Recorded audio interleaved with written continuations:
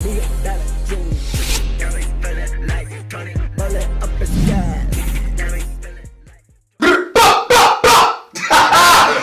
back, nigga. Hey, I don't know what the fuck going on, man. GQ Money Official Podcast, man. If you got what it takes, if you got the balls, bring your ass in here. Come on. We want whatever you gotta bring. Welcome to Hey, man, because we not gonna play with you, man. We gonna put you in a tough position, but nothing like that. You know what I'm saying? Just for a little fun, you know what I'm saying? Not at all. But today we got a special guest, man. SirDuke Skywalker. Is that what you want to know about? How you want to know about SirDuke? You just call me SirDuke. SirDuke. You can call me the Sensei. The Sensei. So, the Sensei? The Where does the Southside Sensei come Sensei. from? Like, where'd you get that from? Man, Why they call you the Sensei? Why they like, call they me the call Sensei? you the Sensei? because I'm really a teacher for people that's in the music. You know what I'm saying? Like, if anything has to do with music, I can teach you pretty much anything you need to know. Yeah. Whether you need to perfect your craft in artistry, or you need to perfect your craft as far as a singer, getting your notes together, because I have a wide background of music. Yeah. I've been doing this since 6 years old, so I have a very keen ear. So you say you've been doing this since you was 6? I've been doing this since I was 6. So it's just, this music shit is basically built in you. It's gotta be in you. It's built in me. It's made for you. It's in my blood because it comes from my mama. Yeah. You know what I'm saying? So, and then from my pops, and then, you know, like it's really in my family. So is your name actually Duke? Like your real name? No, my real name, Ronnie Jones. Ronnie Jones. Yeah, Ronnie Jones. They come up on the south side. They used to call me Lil Ronnie coming up. Southside. But when I got older, they pretty much just, you know what I'm saying, started, I came up as Boosie. Yeah. I'm the first Boosie. Your nickname was Boosie? Yeah. I came up as Boosie. You don't even look like the I was Boosie before everybody knew who Boosie was, you know what I'm saying? Yeah. But but then, you know, as time went on, I grew up, you know. So what age did you really start getting a name for yourself? Like when you knew, everybody was like, man, he that nigga, like we gotta go fuck with him. He into, like, cause I know you said in high school he was known for throwing parties and getting motherfuckers drunk and shit. You know what I'm Not saying? in high school. Not in high school? That happened in college. College, yeah. College, that's when that started. Yeah. But in high school, I was a weed head, and all I did was play in the marching band. Yeah. You know what I'm saying? I played tuba, I played trumpet, trombone, baritone. I was playing drums in the church. Yeah. And then once I graduated high school, it just kind of went off into music, like what I'm doing now. So engineering and producing. What would you classify yourself as a rapper or a singer? Or just an artist? A philanthropist. Explain for the people who don't know. A philanthropist. I'm out here for the people. You know what I'm saying? I'm here to help out the people. Yeah. Yes, I can rap, I can sing, I can engineer, produce, whatever, but at the end of the day, I'm here to help build each and every person that's able to do something. Yeah. You know what I'm saying? That comes with that whole military background. Yeah. You know, that I came up 6 years in the military, so it just taught me how to lead. And then when I came into the music game, I was like, okay, I know exactly what I need to do now because of what I learned being in the military. Yeah. You know, So at what age did you decide? I know you said 6, but like what age you was like, all right, I'm finna start mixing, I'm finna start producing, you know what I'm saying? Because that's like one of your main hustles now, so I didn't know like... Mixing is my main hustle. I didn't even know I was going to be an engineer. Yeah. But I started mixing at probably about like 26. You started that late? I started at 26. I'll be 33 on I ain't even Saturday. 26 yet, so I was like, yeah, Man. you started 26. Yeah, I'll be 33 on Saturday. So, you know, I've been doing this for a bit, but really the engineering side kicked in at 26. That's when I really took it serious. So you was an artist before the engineering? Yeah, I did a little dibbling and dabbling. It wasn't my thing. Before all of that, I was a beat producer. Oh, so you wanted to start off making beats? Yeah. Okay. Beat Then it producing transitioned was, to this. and then some kind of way engineering came into my Yeah. life, and it just made me the most money. Yeah. Beats wasn't making me money. Yeah. Everybody needed a studio to go to. Plus, I was tired of going into other people's studios and gotta wait 3 weeks for my product to come back. Yeah. You know.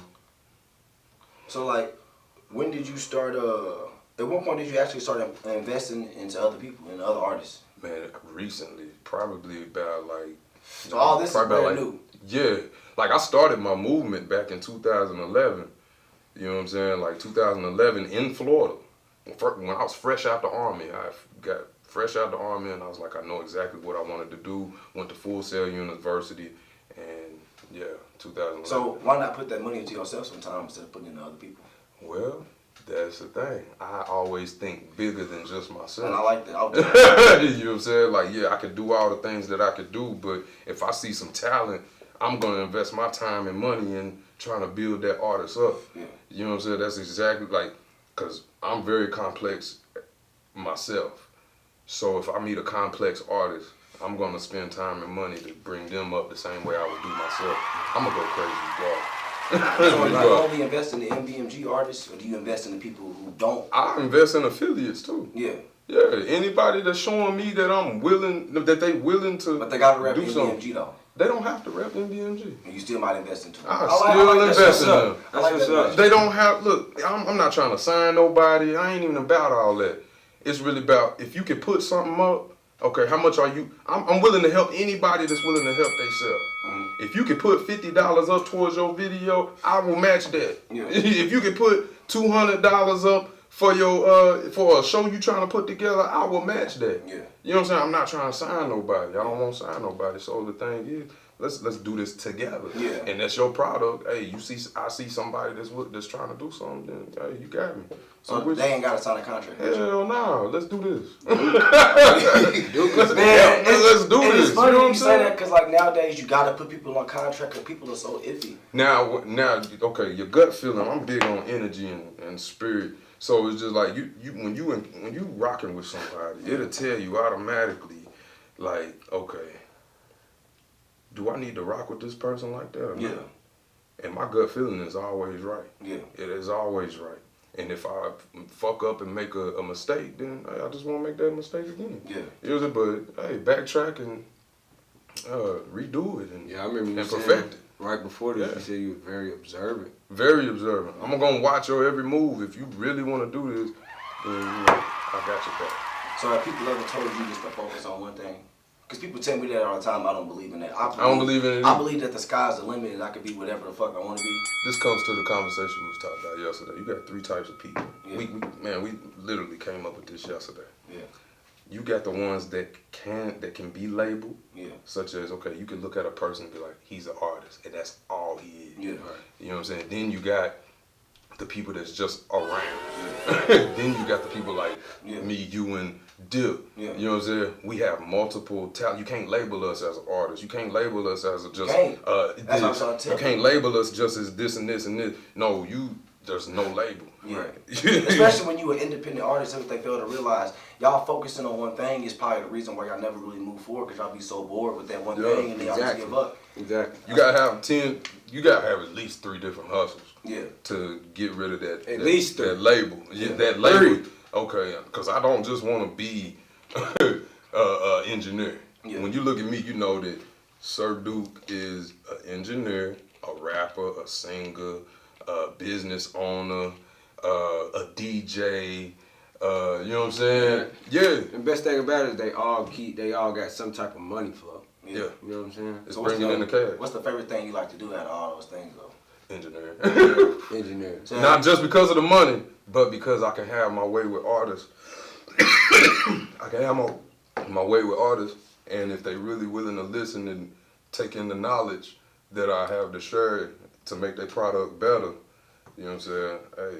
You got a lot of music though, man. We don't know. You got a lot of music. Albums out, man.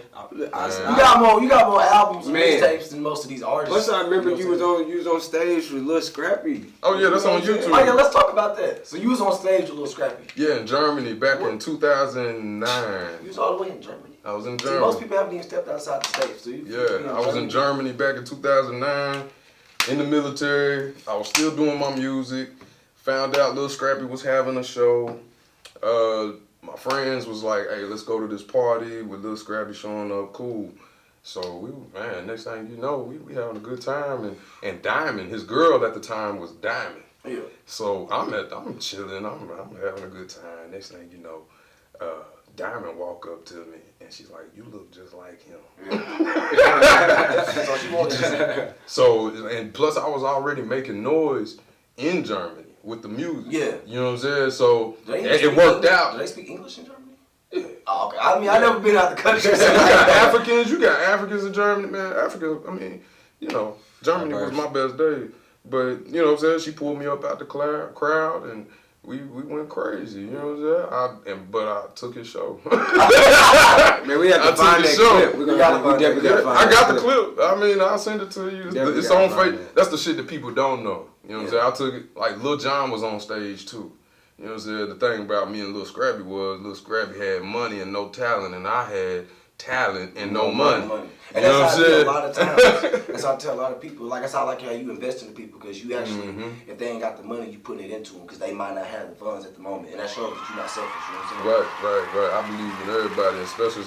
I mean, I believe in anybody that's willing to help themselves. That's the main thing. So, what made you go to the Army? I went to jail. You went to jail at age 18? 18, yeah. For what reason? 18, it was fraudulent use of a credit card and robbery. So you was out there scamming motherfuckers? Nah, that's a deep story. It's some. Do you want to get into it today, or we're gonna talk?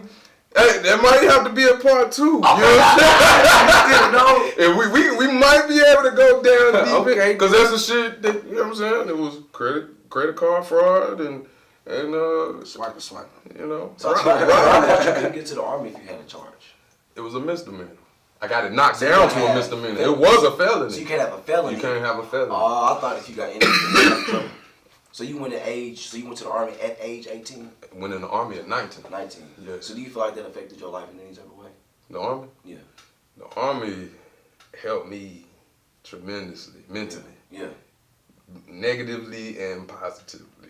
Because, you know what I'm saying, I still suffer from PTSD, but at the same time, I learned a lot of morals and values, and I learned how to lead, you know what I'm saying, with power. I learned how to use power strategically, not abusing power. Yeah. You know what I'm saying? I know how to, I have a way with people. Yeah. Especially women. We know that. Especially women. But, you know. Can you explain what PTSD is so they won't? Post-traumatic stress disorder, PTSD, Is that currently going on for you right now? I haven't had an episode since 2009. You know, I don't really have too many problems as long as don't nobody piss me off. Yeah. I'm cool. You always cool-headed though. Yeah, I'm good. I've been doing good. I'm almost 10 years in with no incidents. Yeah. And that's, you know what I'm saying? Yeah. So, like, so you feel like it wasn't a waste of time? Nah, it wasn't a waste of time. Because a lot of people be like, the Army's a waste of time, it's a scam, you just go over there and just, nah, you know. I did 6 years, man, 27 months in the desert. I did, 27 months in Iraq. And my first deployment was 12, came back, did a 15, came back, and then went to Haiti for 3 months as a humanitarian mission. So it was a big help as far as like dealing with the people around you. That's how I look at the life around me now. Yeah, we still at war personally. Like even being a civilian, we still at war. So gather the ones around you, embrace them, and try to lead them in the right direction, because that's what the military taught me. Did you have any kids before you went to the military? Man, my oldest daughter was born in Germany. Wow. So you had a baby by someone in Germany? No. Okay. Matter of fact, I was married to my baby mama. Hold on. You was married at 19? I was married for 9 years. You was married at 19? You done a lot. I was married at 21. Okay. Now we're going through the timeline. That's still too young in my opinion. 21, I was married. Yeah. Shit, they offered me 20 bands. Yeah. In the military. I was like, okay. I was 19, going in with 20 bands. Yeah. And then I was going crazy. We did a 12-month deployment, came back, met a little baddie. You know what I'm saying? I found out how much money I could make and told her about it. I tried shit. You know what I'm saying? And you know. So did they go back while you was still in the Army? They lived in Germany. So how did that? They lived in Germany while I was in Iraq. Was that different for them? It was fucked up. Yeah. It was fucked up because it was new for all of us. You know what I'm saying? Yeah. It was new for all of us. So like, your kid was in Germany and you was all the way in fucking Iraq. Like, how can you sleep at night? Couldn't. I mean, I was already fucked up. I mean, damn near, like, because by that time, I was chilling. I had got my E5. E5 is a sergeant. I was a sergeant in the game. You head honcho? Yeah, well, squad leader. Okay. Squad leader, you in control of like 10 different soldiers. So, you know, it was just, it's a different ball game when you're dealing with shit like that, man. Yeah. I mean, I was just wondering how you did it, man. Like, what did it, in any points you drew, like, was like, fuck it, I'm finna give up. I had a suicide attempt. Suicide attempt? I had a suicide attempt. You want to get into that, or is that too I mean, it's cool now. I can talk about all that shit. Man, we gotta talk about that because that's pretty crazy. So yeah, it is. What was going through your mind and you was like, I don't want to be here no more? I got tired of being told what to do because it went through a time period where when I went through my suicide attempt, they had to get information on why I was trying to kill myself. Come to find out, I wasn't able to make music the way I wanted to. That's the reason why. Music saved my life. So once they found out that all I needed was to make music, they was able to provide all the materials that I needed to build my own studio in Iraq. Yeah. You know what I'm saying? So, and then my buddies, I found out some buddies, me and my buddies that I was in Iraq with, found out they rap, built the studio in Iraq, and we made some music and went crazy. So and I was level-headed from there on out, and I could make I was able to do what I wanted. So how close was you to suicide? Like, was you finna jump out? Nigga, I had a M16, and you know, an M16 is about this long. Yeah. I put that mug right up under here. Was somebody in the room with you that stopped you, or was you just by yourself? Well, and something told you? It was already a situation before that to show people that, okay, something ain't right with them. Yeah. They was already aware some shit wasn't right. Yeah. So it came down to it where I had already closed my door. I didn't want to be bothered with nobody. I was fucked up in the head. We just came back in from a QRF mission, which is quick reaction force. And I was just tired. I didn't want to do it no more. Yeah. You know, so I was ready to live the normal life and do what I love to do. And